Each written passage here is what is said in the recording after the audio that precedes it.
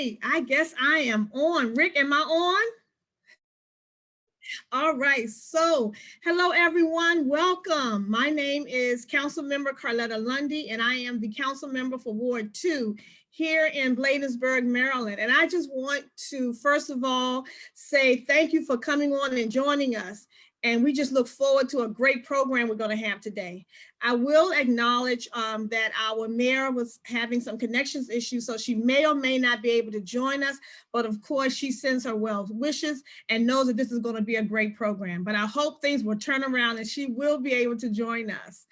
And so I'm going to, first of all, let you all know that I will be going over the program for today. So first, we're going to have a presentation, a reading of a book by Council Member Jacqueline Moore with Ward 1 here in Bladensburg, Maryland. And the title of the book is One Plastic Bag by Asatu Cisse. And please forgive me if I'm mispronouncing that name. And the Recycling Women of the Gambia. And so without further ado, Council Member Moore. Councilwoman Jacqueline Moore from the town of Bladensburg, and I will be reading One Plastic Bag. Asatu Cisse and the Recycling Women of the Gambia. Now, this book is written by a young woman named Miranda Paul and illustrated by Elizabeth Zunan. Naiju, Gambia. Asatu walks with her chin frozen. Faint raindrops pelt her bare arms. Her face hides in the shadows. A palm leaf basket stands on her head, and her neck stings with every step. Warm scents of burning wood and bubbling peanut stew drift past. Her village is close now. She lifts her nose to catch the smell. The basket tips. One fruit tumbles, then 2, then 10. The basket breaks. Something silky dances past her eyes, softening her anger. It moves like a flag, flapping in the wind, and settles under a tamarind tree. Asatu slides the strange fabric through her fingers and discovers it can carry things. She gathers her fruits in the bag. The basket is useless now. She drops it, knowing it will crumble and mix back in with the dirt. 4 goats greet Asatu as grandmother Mohimbe emerges from her kitchen hut. Hurry in before the rain soaks your beautiful mabua. Asatu scurries in and grandmother serves spicy rice and fish. Rain drums on the creaking aluminum roof. I broke your basket, says Asatu.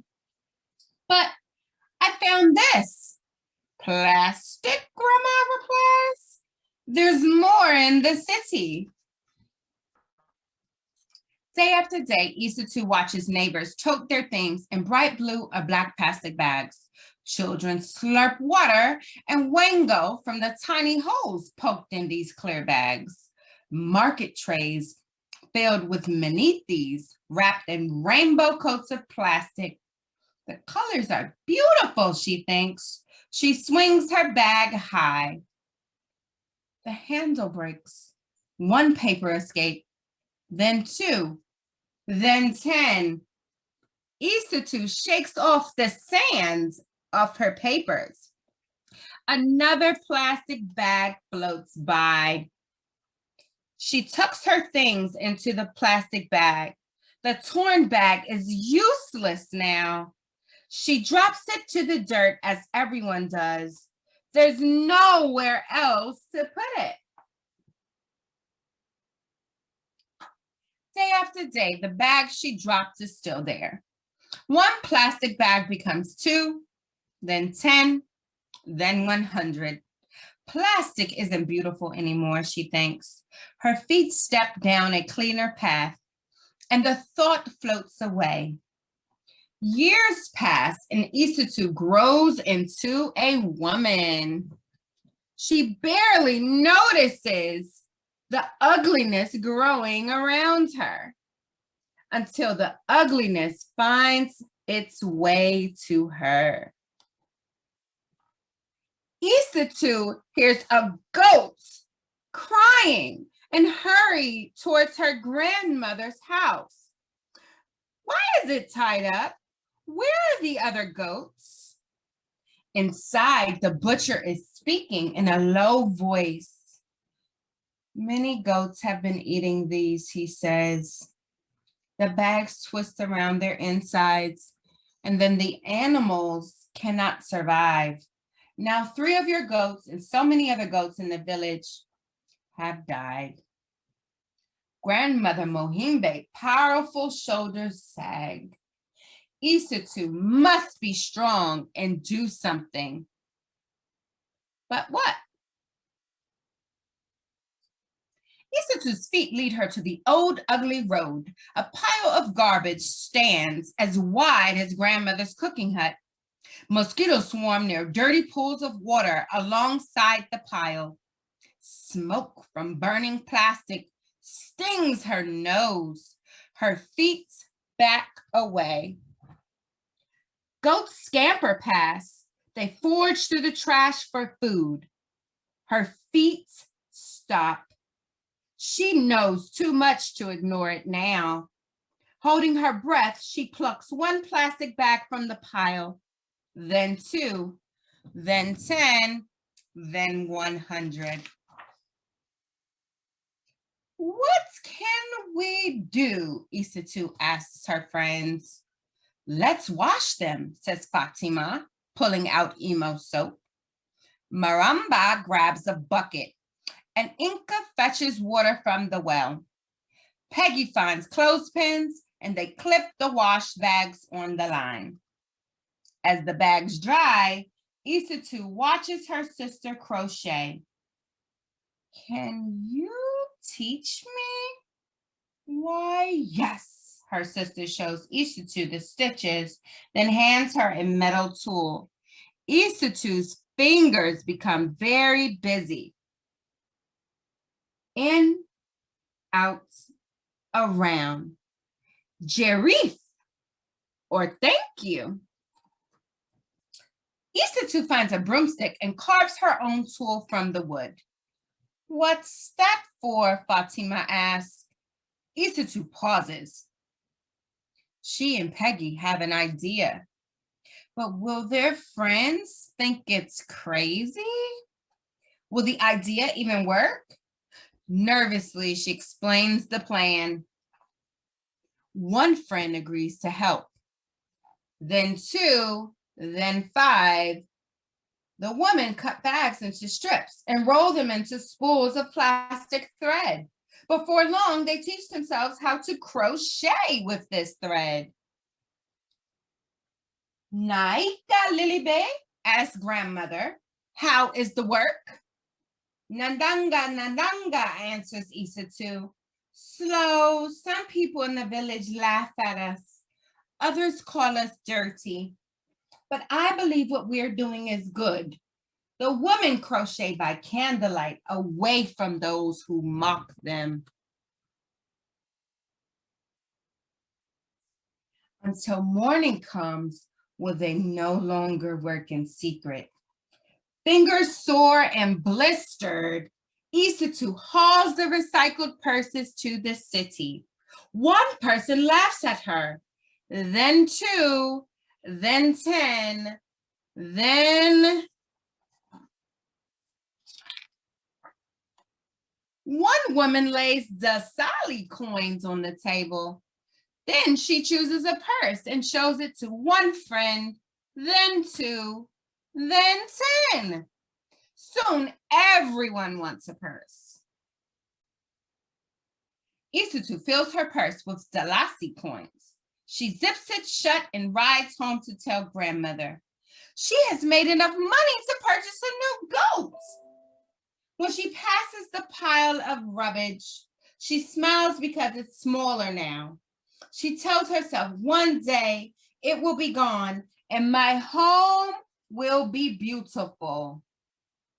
And one day it was.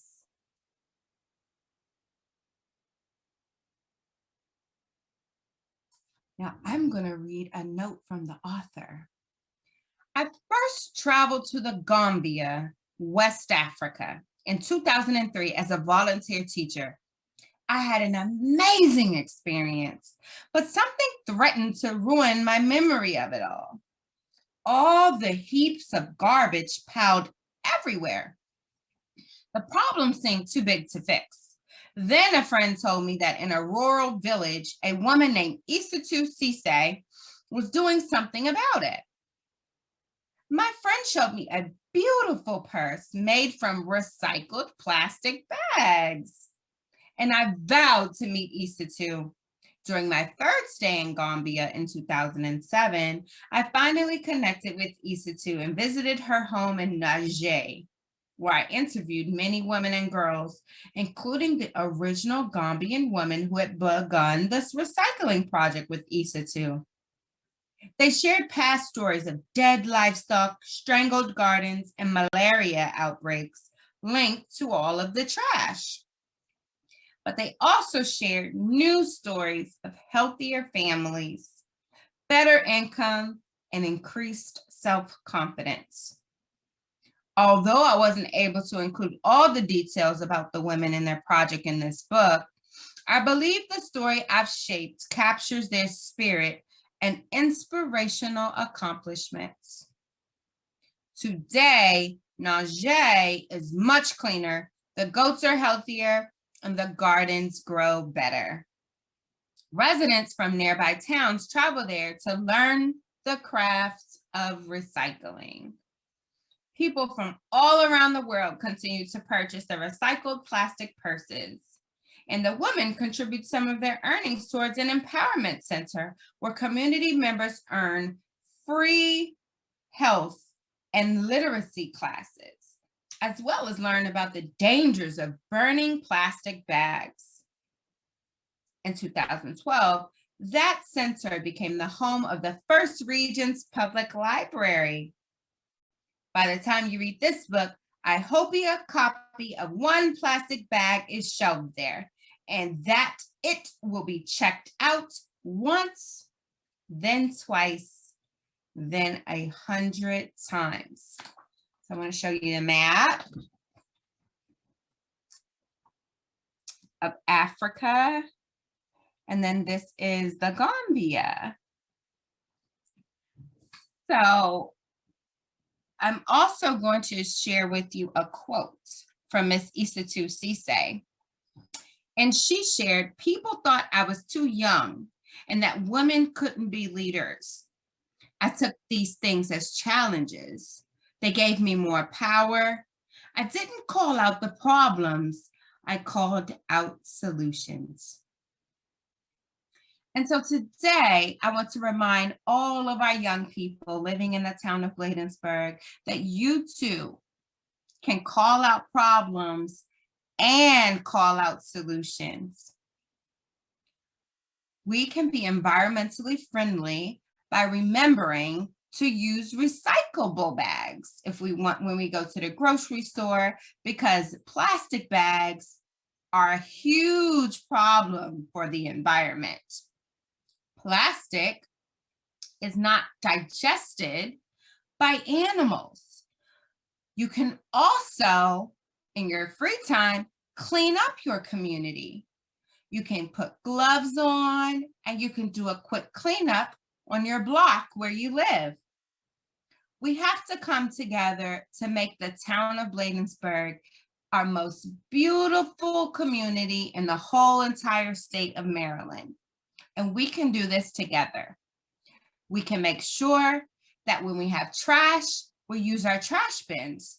And when we have things that can be recycled, such as paper and cans and bottles. We can recycle those things. So let's all have solutions. So I want to thank you for your attention. And I want to thank you so much for just being a positive, smart young person. This is Councilwoman Jocelyn Rout from Ward 1 in the town of Bladensburg. Oh my goodness, that was such an incredible, incredible story. And I hope our young people were taking notes, as well as our young at hearts, because that is what this program is all about. This is our virtual event for the town of Bladensburg for the young and the young at heart as we celebrate Earth Day. And so I was taking notes. I mean, who knew you could do that much and do all of that with plastic? Oh my goodness, that was just so incredibly educational for me. And it was wonderful to see how this young lady brought the community together to do something that would affect not only her generation, but generations to come. And it helped their economy as well. So again, thank you, Councilwoman Rout, for that wonderful story. All right, so I do not want to mess up this next young lady's name. Okay, so I think it's Kayla. Hi, Kayla, welcome. Hello, everyone. Hi. Yes, and I'm Kayla Aganoy. Okay, Aganoy, thank you. Before I introduce you, definitely want to give a shout out to Jacqueline as well as Omar. Thank you for joining us. Thank you. So yes, this is Miss Kayla Aganoy. Did I get that right? Yes. Right, thank you. Okay, from our Eagle City Farms. Now, are you the one from the one in Bladensburg or the one over in Edmonston? So it all works together. We kind of see them as one farm. Okay. So they're kind of both under the umbrella of Eco. Okay, fabulous. And we know that's a part of our port towns. Okay, so you're going to show us how to make a green smoothie. All right, is that correct? Yes. Okay, I'm so excited. So I will put it in your hands now, Kayla. Great, thank you. Thank you for inviting me, town of Bladensburg. So you're joining me here in my kitchen for this demo. I am Kayla Agnoy. I'm Deputy Director of Eco City Farms, and we are a nonprofit teaching and learning farm. We have one in Edmonston at the end of Crittenden Street. And our Bladensburg farm is near the Autumn Woods Apartments, near the Port Towns Elementary School up Emerson Street. And so what's important to know about eco is that we do not grow with any harmful chemicals or pesticides, right? So we're talking about Earth Day and how can we preserve and conserve our natural environment. And we do our part by growing in ways that promote conservation and promote biodiversity and all of those great climate-friendly growing practices. And so we're celebrating Earth Day, and with Earth Day, it's spring, there's growth, and we're celebrating stuff that comes out of our gardens. And I understand not most people know what to do with fruits and vegetables. It's tough getting your average daily intake of fruits and vegetables and being able to keep us healthy. And so green smoothies are a great way to do it easy and tasty. So I'm going to share my screen to give you guys some tips, and then I'll also do a semi-live demo because the blender can be a little too loud for video chat, right? So I'll give you an example of the setup. And so like I was saying, some benefits of a green smoothie. We have an easy and tasty way to get our servings of fruits and vegetables. We're intaking more fiber because we're using whole fruits and vegetables as compared to juicing, where you're just, squeezing out those nutrients and leaving behind all of that good fiber that's good for your digestive system. The greens that we're using are raw, and so when they're raw, they're in their most nutrient-dense state. So you're getting the most nutrients out of the fruits and vegetables when you're using them in a raw state, as opposed to if you were going to steam or cook your spinach, which is still healthy, just not as nutrient-dense. And then over time, regular consumption of these green smoothies, say you have one every morning, and that's how you start off your day, it can lead to many health benefits, such as improved digestive health, improving your immune system, and preventing or promoting weight loss. So to get started, we need a blender, right? So here's some, trying to give you guys a range of some examples of some blenders on the market.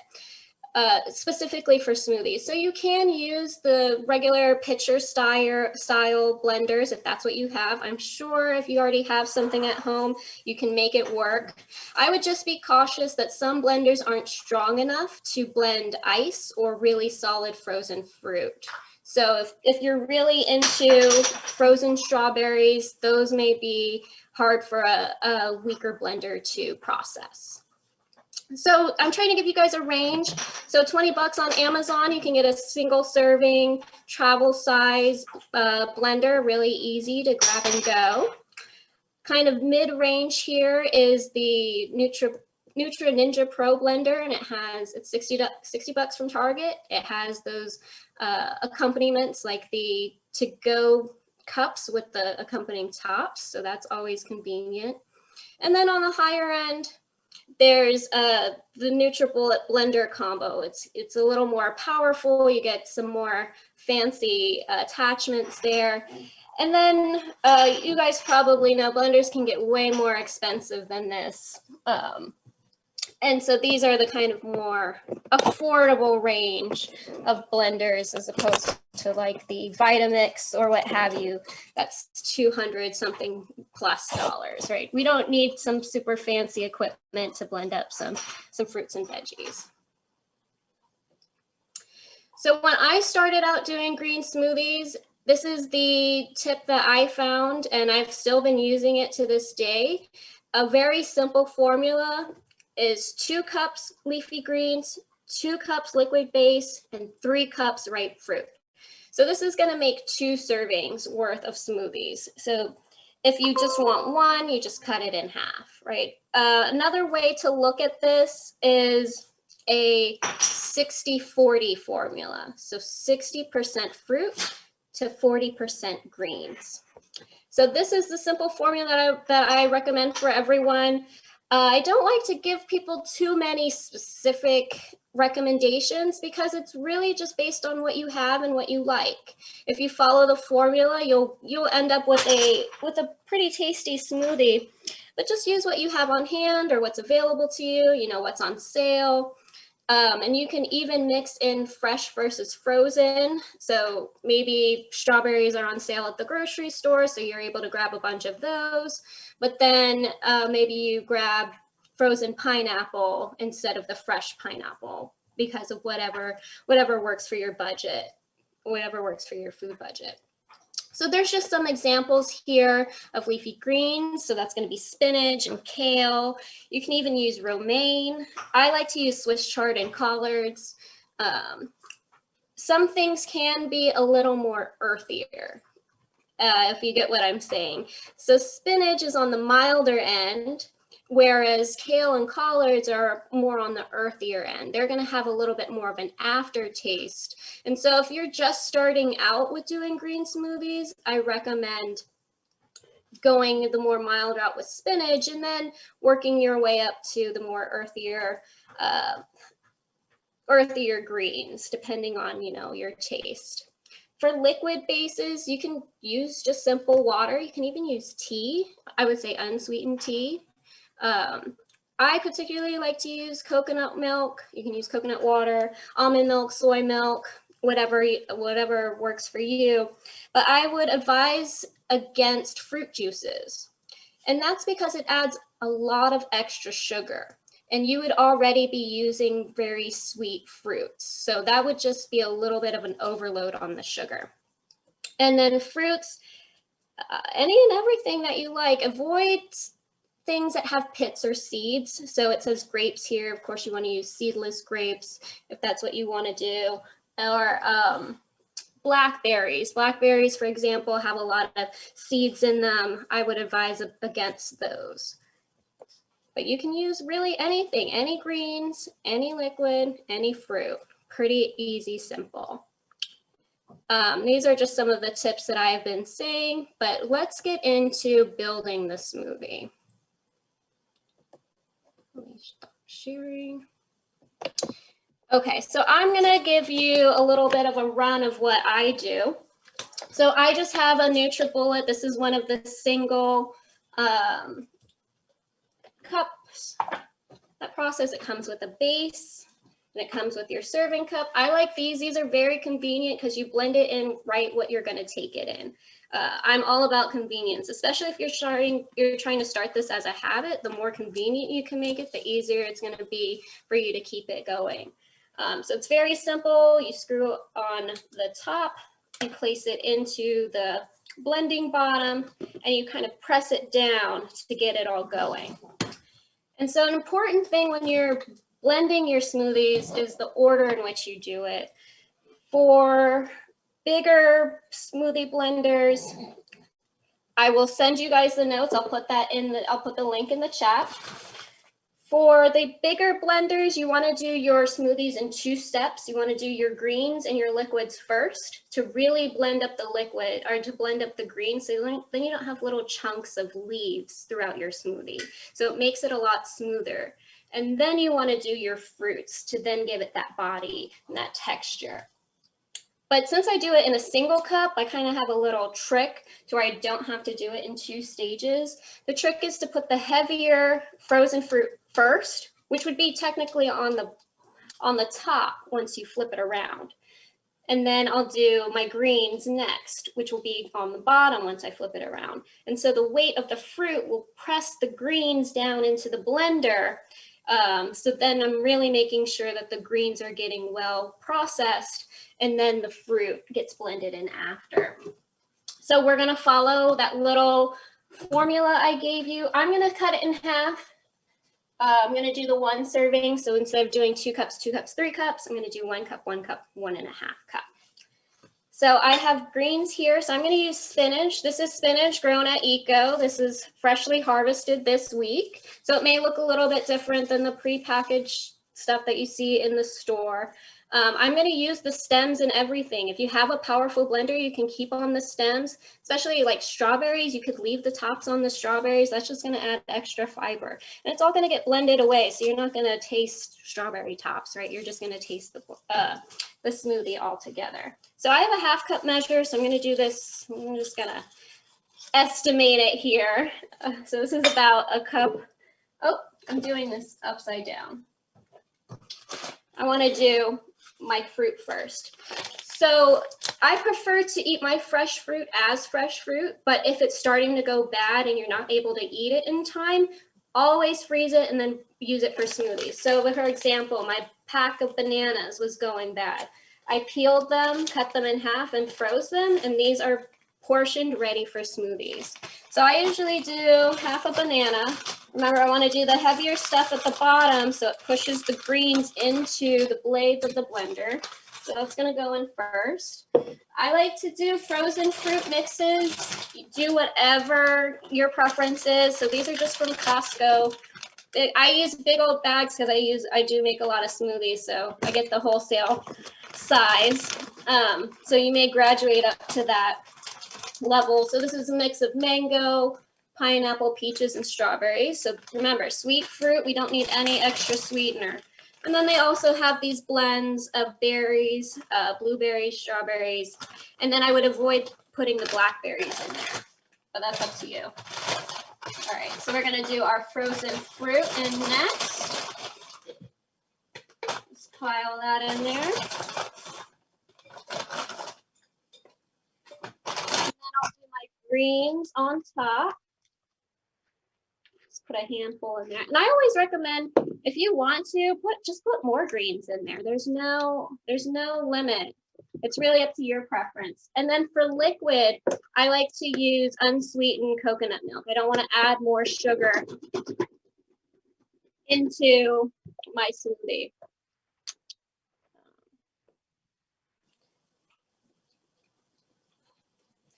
And you may need to add more liquid based on your ingredients. As you're blending and it sounds like the blender is having a tough time, you'll need to add more liquid. So then it gets, it adds a little bit of like a lubrication to get everything going. You can add little bonus boosts, like I like to call them. And that would be something if you're if you go to the gym or exercise pretty regularly, like protein powder to help rebuild muscle. I like to add oats for extra fiber. And I like to add spices like turmeric and cinnamon, and those have anti-inflammatory properties. So there's all kinds of cool additives that you could do, like chia seeds, flax seeds, really depending on what you're trying to get out of your smoothie. And if you must add some kind of sweetener, I recommend honey, sticking with natural sweeteners rather than processed. All right, and then I would put my top on. Remember, when I turn it over, the greens are going to get blended up first with that liquid and then the frozen fruit after. And then with TV Magic, I already have one made from earlier. This is the same recipe that I just showed you, so I'm going to save this one for later. And that's a good segue. If you're trying to build the habit of having these ready, say in the morning before you go to work or school or whatever you're doing, I like to prep my smoothies the night before, have them already in the cup, and then when I'm ready to go, just buzz them, process it up, and it's ready to go when you are. Like I said, I will share the link in the chat so you all will have my little notes available, and that graphic as well. I have links into these sites where I got my information. Yeah, that's this. It's pretty simple. Don't pressure yourself with buying fancy blender and fancy ingredients. You can really do this very simply with what you already have. All right.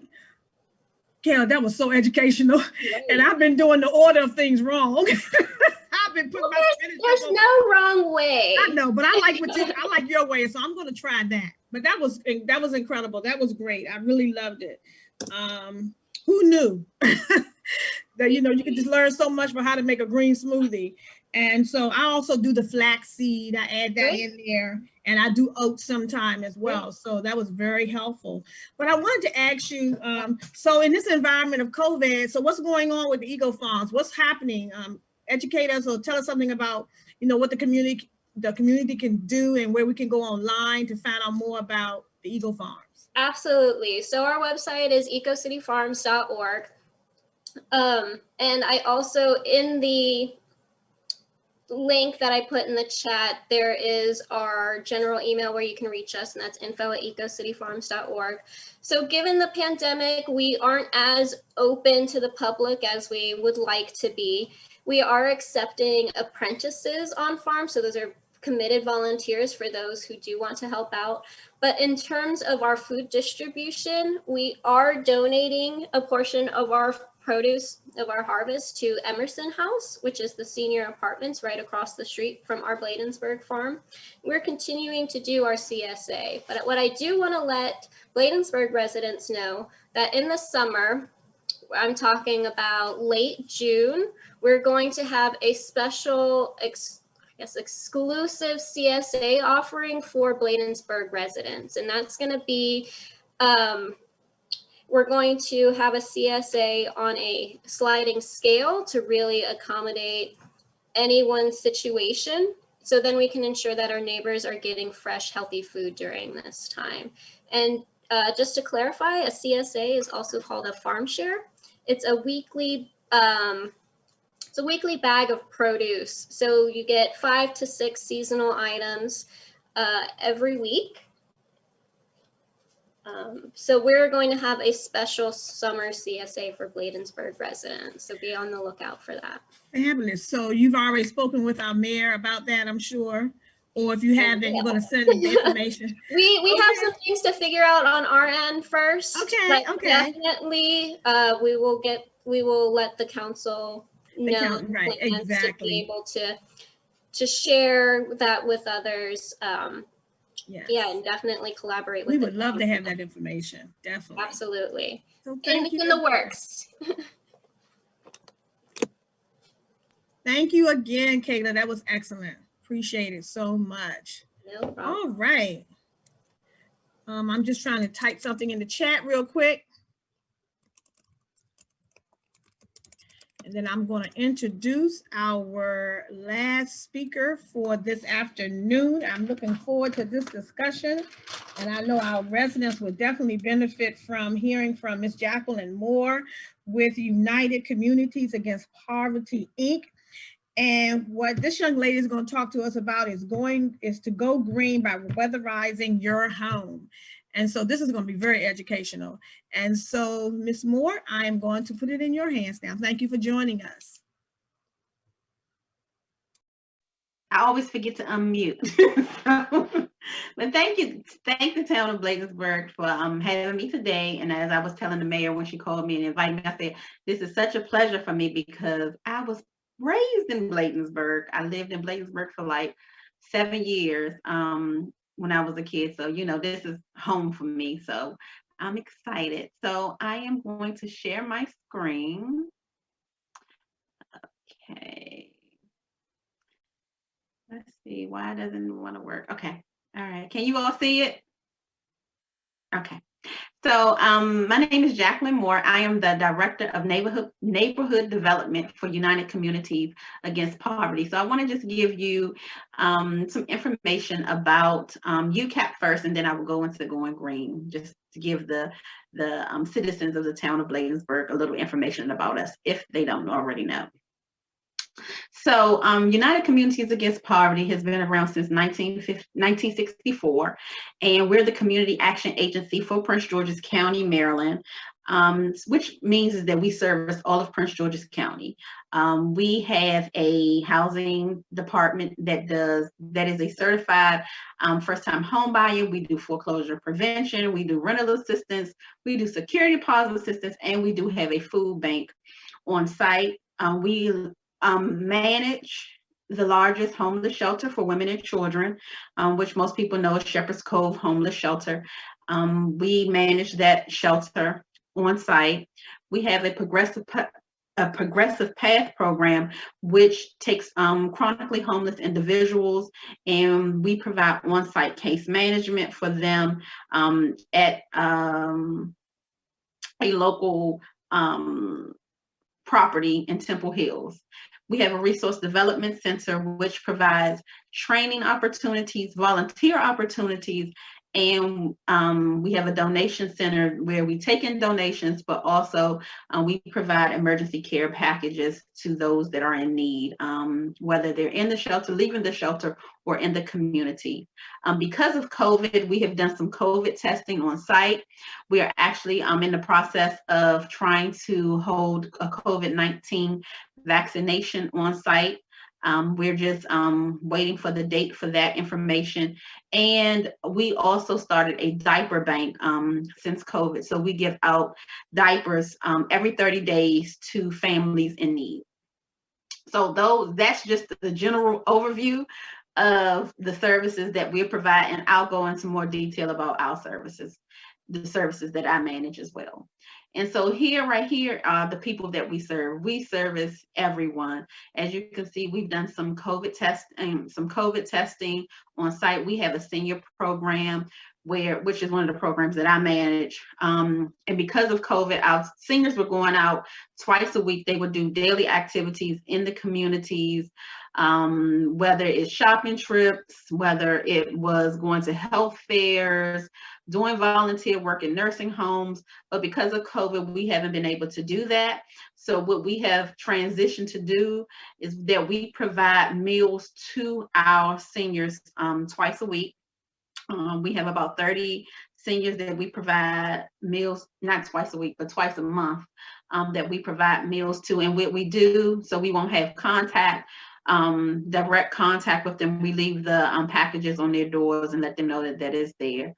And as you can see, we work with our children. And we couldn't do the work that we do without partnerships.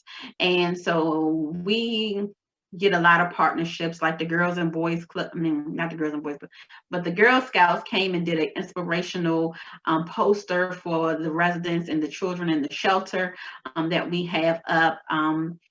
We've had people to donate masks to us during the COVID. We've had people to donate food to our food pantry. But we have a lot of community support, and so we couldn't do what we do without the community support. And then I manage, as I said, I'm the Director of Neighborhood Development. And so I manage the Neighborhood Stabilization Program, which we buy houses in Prince George's County, blighted homes, abandoned homes. We fix them up, and then we sell them to first-time home buyers, because first-time home buyers, and we sell it at a price that we sell them to a price so low to moderate income individuals can afford. So that's one of the programs that I manage. We are also doing a weatherization program, which is I'll talk about a little bit more in a few minutes. We have done a facade project, and I discussed our senior program as well. So our weatherization program, which is our baby program, which is my baby program. I've been managing this program since 2010. We received money from Maryland Energy Administration. And the goal of our program, and we have serviced, I want to say the last count I had was like 524 individuals in Prince George's County. And it means a lot to me because people are able to save on their utility bills. It reduces air coming into the homes. And the most important thing, it's free. It's free to Prince George's County residents. And this year we are servicing other areas of the state of Maryland. But some of the common upgrades that we do within our program is we insulate attics, we do some air sealing, we do change out light bulbs, we can upgrade water heaters, we can change out appliances to Energy Star appliances, and in some cases we do change out HVAC equipment. And the good thing about our program is that most people think that they cannot, they won't qualify for the program because their income guidelines. And for the most part, our program, it targets our moderate income. So for a household of one, it's $64,000. And for a household of two, it's about $74,000. So we're really trying to help that moderate income, those working class individuals to weatherize their homes. And so some of the benefits of weatherizing your home is that it reduces energy consumptions in the home. You feel less drafts in the homes, and it makes the house a little bit more comfortable for living. For example, if you're sitting in your living room and your window has a slight draft, you can't close it all the way. It reduces that, and so it makes it a little bit more comfortable, so you won't feel that draft on your arm. And we work with certified companies. We work with Elysian Energy, which is located in Laurel, Maryland. And again, the benefit of our program is that it's free. It is free for county residents as long as you meet the income requirements. And I will say this is that we do ask for, on our application, we ask for your ID. We ask for something showing that you are the homeowner of the program, of the home, and we ask for utility bills. And so the reason we ask for the ideas and the home ownership type is that we want to make sure that we're working on your home, and that we're not working on a home that is being rented. So it's not that we want to be in your business, it's mostly that we want to make sure that we're not doing something to someone else's home. And in addition, we're asking for utility bills, not to see how much you owe, not to see if you're behind. Our energy auditing company wants to see the usage. And on your back of your PECO bill, it's like a graph, and it shows the highs and lows and the peaks of your energy usage. Some people use more energy in the wintertime, some people use more energy in the summertime. So that can let the auditors know what they need to focus on when they're looking at it. So that's why they're looking at your utility bills. It's not to see how much you owe. It's mostly to see your usage and when you're using the most energy. And that's why the form asks for 6 months because it gives them a general idea. If you don't have your utility bills or you don't have all of your utility bills, don't worry about it. We can work around that. And if you want more information about our program, you can contact Angela Tibbs, who does most of the intake for the program, Lakita Young, who does some of the intake. And then, if you just want to reach out to me, I do accept calls and I do talk to the people. And I'm a talker. I'm a real talker. So you can reach out to us. I've put our telephone numbers down and I've put our extensions down and email addresses. In the time of COVID, emails always work best because we can respond to them. I'm in the office about twice a week. I'm going to start going back 3 times a week. But I always answer emails and phone calls, even on Saturday. Always answer emails, whether it's Saturday or Sunday, Monday or Tuesday. I will respond to an email quicker, just because, it's the life we live right now.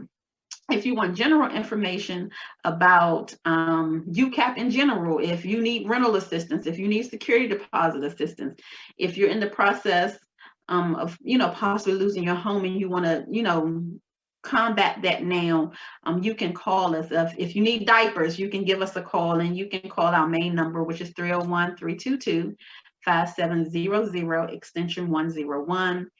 You can go to our website, which is www.ucappgc.org. And if you want, you can also email us for general information at info@ucappgc.org. And someone will reach back out to you. And you can always go to our website and send us a message there. And we will answer that too. So we can, and you can go to all social media handles, and we have a Facebook page, Instagram page, and Twitter page, and which gives you up-to-date information about what we're doing and what's going on. And you can reach us there as well. And now, thank you, and I will take some questions. All right. Well, thank you, Miss Moore. Thank you so much. Can I call you Jacqueline? You can call me Jackie. Jacqueline. Okay, Jackie. Thank you so much. So when I got my glasses on, but that still don't help me with my with me seeing that little writing. So it's J Moore. Your email. It's jmoore@ucappgc.org. So UCAP, Prince George's County.org. Okay, fabulous. My goodness, that was so much information, so much useful information for our residents. And I just love the checks and balances you have in place. I love what you said about making sure that the services and what you're doing goes to the homeowner and not to those who are renting. But you do have programs and assistance for those who are renting. Mm-hmm. And so that is just fabulous, especially in this day and time. And so I really appreciate you. I'm glad that Mayor James reached out to you. So that was just wonderful, all the information that you provided. And so I don't know if you're able to tell me, but do you know if any of our town residents are taking advantage of this program already? So let me see. I haven't seen a lot of town residents take part this year. Okay. Most of I will say that, so the good thing and the bad thing about the program is that it's word of mouth for the most part. Really? Okay. So, everybody tells their friends and everybody tells everybody. So I'm looking off the top of my head. Most of our clients are coming from like the Temple Hills area. Okay. Suitland, District Heights, in those areas, not the town, but okay. I will say that we have seen an increase in the town being a part of some of our other services that we had. Okay, yeah. So that's what I was thinking. And like the Diaper Bank, like I input our Diaper Bank numbers, and I've seen 20710 zip code. So I've seen that, and 9 times out of 10, if they're coming in for our Diaper Bank, they will probably be using our food pantry as well. Okay, wow, that's good. That's good to know. And we definitely have your information, the website information. Well, we definitely could, do something about posting or sharing that information again. And I'll forward you the flyer as well. Oh, thank you. Yeah, definitely. I put my email address in there as well. So all of this has just been so good. I mean, it's been wonderful. And so in closing, I just want to thank everyone who had a part to play in making sure this program was a success today. As we in the town of Bladensburg celebrated Earth Day today. And I definitely want to thank all of our presenters, each one of you all. Thank you so much. Thank all of our guests. Thank you to my Zoom host, Rick, who's behind the scenes. Thank you so much, Mr. Rick, for all of your help. And on behalf of our mayor and town council, thank you all so much for participating and joining us today. I've learned so much. And the good thing about this is you can go back and look at the rebroadcast, because we're going to be live streaming this on our Facebook page. And hopefully we can put it on our TV station as well. I think it's channel 71. And so have a great afternoon, everyone. Continue to be safe, and God bless everyone. God bless.